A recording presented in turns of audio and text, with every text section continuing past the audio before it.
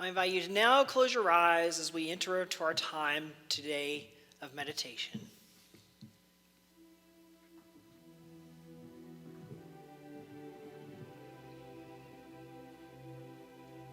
And I ask today for you to begin by asking yourself a question. What is it that I want for myself in this new year? What goals have I set? Where do I see myself going? What is my path?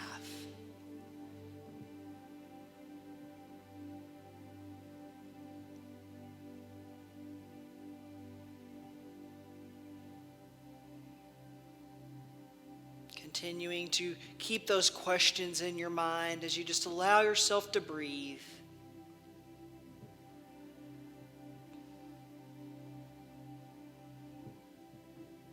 Allowing yourself to just focus on the breath, just counting the breath.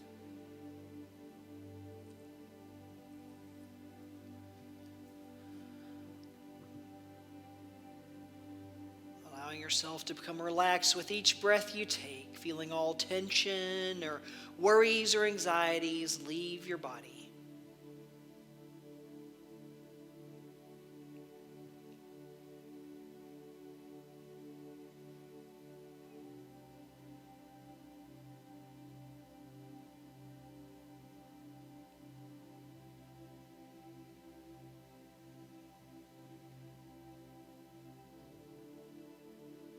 And I now ask you the same question. What is it that you desire?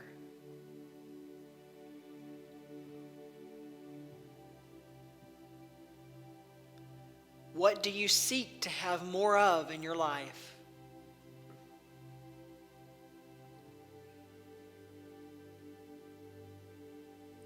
Perhaps it's health.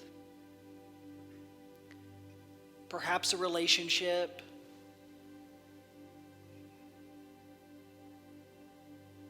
Peace.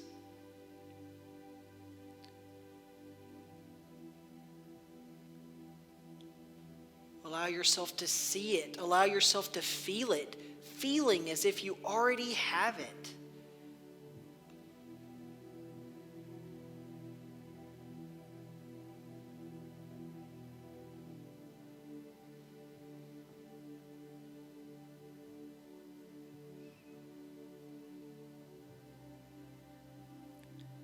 Feeling as if you already have all that you desire.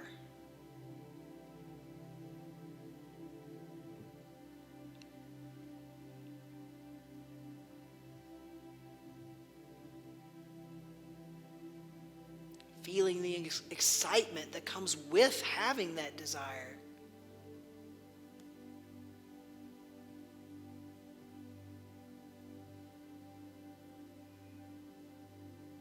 Feeling yourself jumping with joy that what you desire the most has become manifest in your life.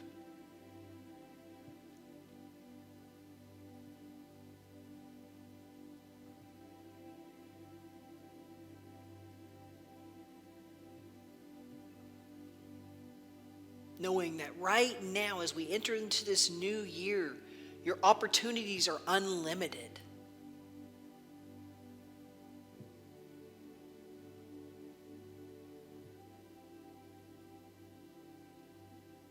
Knowing that there are no obstacles that stand in your way between you and what it is you want to see manifest.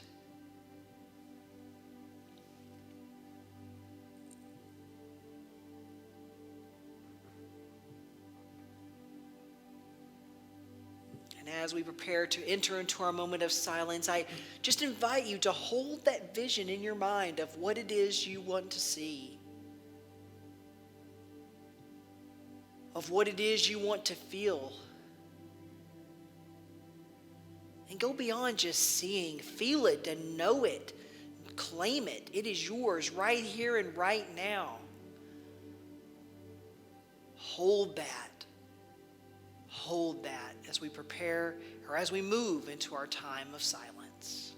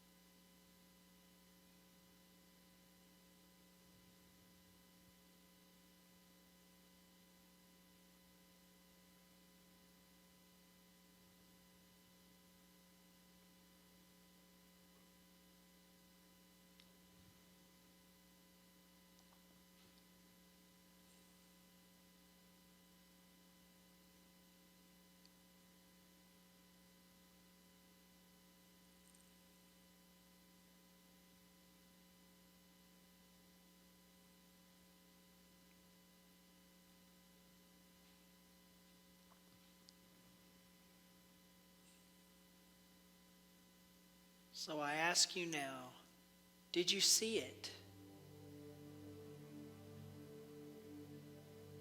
How did it look?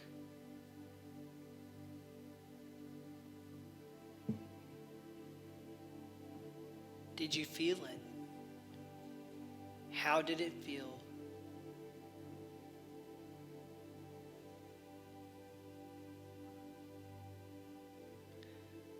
I ask you now, I invite you now to hold on to these images and hold on to that feeling.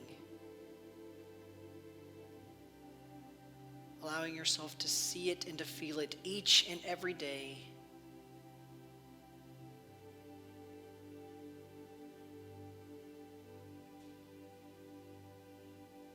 And to claim it.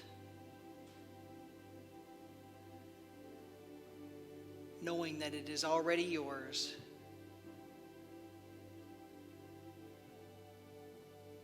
Claiming your power on knowing that you can make manifest anything you wish to make manifest. Hold it. Affirm it. And claim it. Namaste.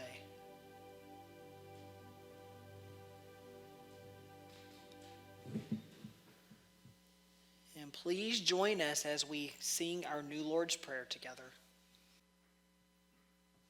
For those of you who may be tuning in for the very first time, that was music from our very own music director, Pete Calgaro. So thank you, Pete. He had to tell me that was you two, which I kind of already, I'm familiar with them, but I wasn't familiar with that song, so he enlightened me to something new. So thanks, Pete.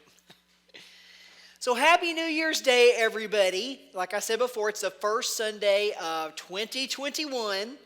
So welcome to 2021. To me, 21 sounds like a good number, doesn't it? I mean, it's a prime number, I think. I mean, you can tell I'm not a mathematician. I'm looking at Pete. Oh, Martin says it's not, so never mind. Never mind. You can tell I'm not a mathematician. But anyway, 21 sounds like a good number regardless. Now, I'm a person who, I believe that numbers tend to have spiritual meanings, especially when you see them appear frequently, like we're probably going to see 21 appear pretty frequently this year. But some will refer to numbers as angel numbers, especially those that appear pretty frequently. And I feel that this new year is especially important due to all of the changes that we experienced in 2020. Now, I personally feel that it was a time of moving into a new state of being and into this new state of consciousness. So I ask myself, as we go into 2021, what now?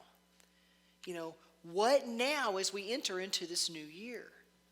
So the spiritual meaning or angel number of the number 21 means a time of new beginning and change, a time of harmony and balance, and a time of new opportunity. So that's what I want to focus on today, especially on the time of new opportunity, paving the way, so to speak. Now, we had our burning bowl ceremony last Thursday on New Year's Eve. And the burning bowl is a time where we just release whatever comes up. Whatever comes up that no longer serves us, those things that we just want to get rid of. Some of that junk that we've likely just held on for far too long. Some of that junk that we feel like has just been weighing us down, that's just been this weight on our shoulders. Some of that stuff that we need to release and to just get the heck out of the way, to remove it so that we can make room for those things in our lives that we truly desire, and those things in our lives that we truly want to see. So those things that will and do serve us. And don't worry if you didn't participate in the burning bowl ceremony. That's okay. You can release on your own today, or you can release anytime you wish. It's not a one-shot deal on New Year's Eve and that's it. It's okay if you don't want to do it alone. I'm happy to facilitate that ceremony with you. If you like, all you have to do is ask, and we can do that together. But back to release. Now, when we release, we created a space. Wherever that stuff was that didn't serve you is gone, and there's a space there now. And we need to feel that space. We need to feel it so that we can prevent that junk from deciding that it wants to move back in and renew its lease, because we don't want that to happen. So let's get back to this time of being a new opportunity. I think far too often we let things that we don't want dominate our time. And oftentimes our entire lives, right? We become fixated on what it is that we don't want. I don't want to have this small amount of money. I don't want to have this illness. I don't want discord. I don't want to lose my job. I don't want to continue to see this pandemic all around me. It seems like it's pretty easy to become fixated on what we don't want. Well, why can't it be just as easy to fixate on what it is that we do want? This is that moment where we have a decision to make. I recently picked up a copy of an oldie but goodie, A New Earth by Eckhart Tolle. And he asks a question that I think is very applicable right here and right now. He asks, do you want peace or drama? And that seems like a pretty simple question, doesn't it? Do we want peace or drama? I know which one I would choose, and I'm hoping that you choose the same unless you're living in a soap opera somewhere. But I would assume you would pick peace. Yet maybe, just maybe, there's a small part of you that gets a little bored sometimes. You're just kind of going along and all of a sudden you think, things seem a little boring. Kind of like a soap opera, something needs to be stirred up to keep the action going, to keep the drama going, right? There's got to be some kind of drama happening to keep it interesting.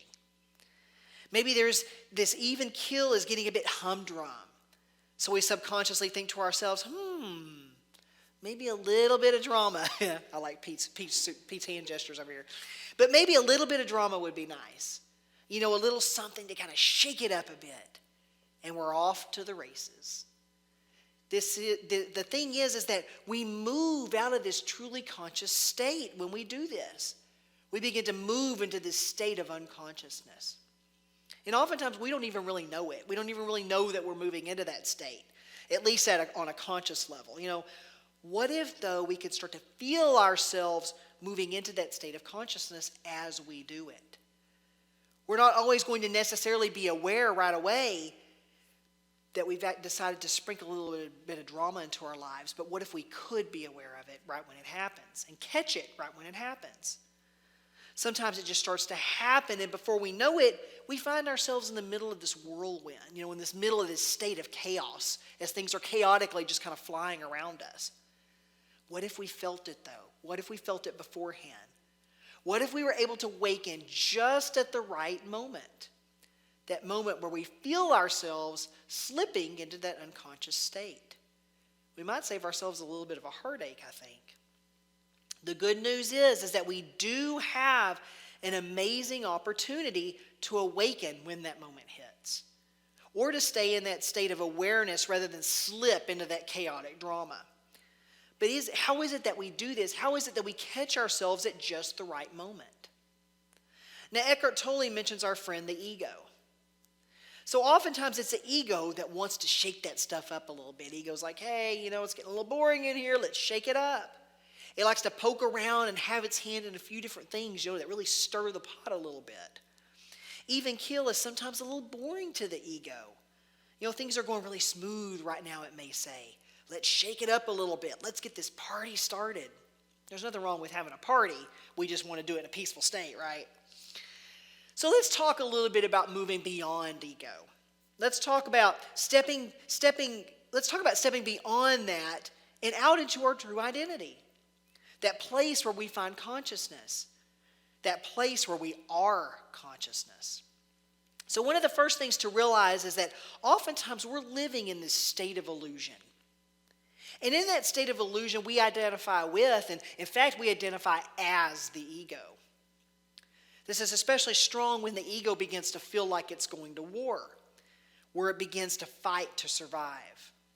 So what happens when this occurs, and what is it that we can do? One thing we can do is to stay mindful. We can stay present to life. Now, I recently found an old copy of The Miracle of Mindfulness by Thich Nhat Hanh. And he tells a story about himself and a friend named Jim. Now, he and Jim are traveling together, and they take a few moments to just sit under a tree and to enjoy a tangerine together. And most of us know that tangerines are in sections, right? You peel back the skin and you find sections. And we don't usually take the whole thing in at once. Usually we eat a tangerine section by section. So he and Jim are just sitting together under this tree and they're enjoying their tangerine. And Mr. Hahn can't help but notice how Jim has a piece in his mouth, and while he's chewing, he's already holding the next piece, getting ready to pop it in his mouth as soon as he's finished chewing the piece that he's got. And Mr. Hahn notices that Jim is hardly even aware that he's eating the tangerine because he seems to be focusing on the next section rather than just enjoying the section he's currently eating. So Mr. Hahn looks to Jim and he says, "You know, you ought to eat the tangerine section you've already taken." And the book says a tangerine has sections. If you can eat just one section, you can probably eat the entire tangerine. But if you can't eat a single section, you cannot eat the tangerine. And Jim understood. He slowly put his hand down and focused on the presence of the slice already in his mouth. He chewed it thoughtfully before reaching down and taking another section. So this made me realize that I don't know if I've ever even eaten a tangerine or an orange without enjoying it one section at a time. You know, usually I'll pop a couple or definitely be holding the next, getting it ready to pop into my mouth. And what other things do we apply this same philosophy to? What other things are we trying to rush through? I remember being in corporate America, and I got to where I just detested Sundays because it meant that a new work week was right around the corner. I'd feel my mood begin to consistently darken the later in the day it got. And I remember one time even saying to somebody, I was like, "Why are we so excited about Fridays? Because another Monday just follows it." I can't believe I used to have that mindset. But I couldn't even often get out and enjoy my Sunday activities because I was already in my mind back at work on Monday, dreading the work week ahead. Now, how much time, how much life must that have cost me? I wasn't living, not really. I'd go out on beautiful hikes in the Oregon and the Washington forest and into the mountains there, and I'd miss where I was right then, enjoying the beauty that was all around me right in those moments. I'd say that I popped the entire tangerine into my mouth. How many of us have done that? And how many of us still do that? So let's stop. Let's make that agreement together today. Let's stop and eat that tangerine one section at a time. Let's make that agreement today together to be mindful. Even right here, right now. You know, your stomach may be growling, but let's don't think about what we're going to have for lunch. You know, for you are right here, right now.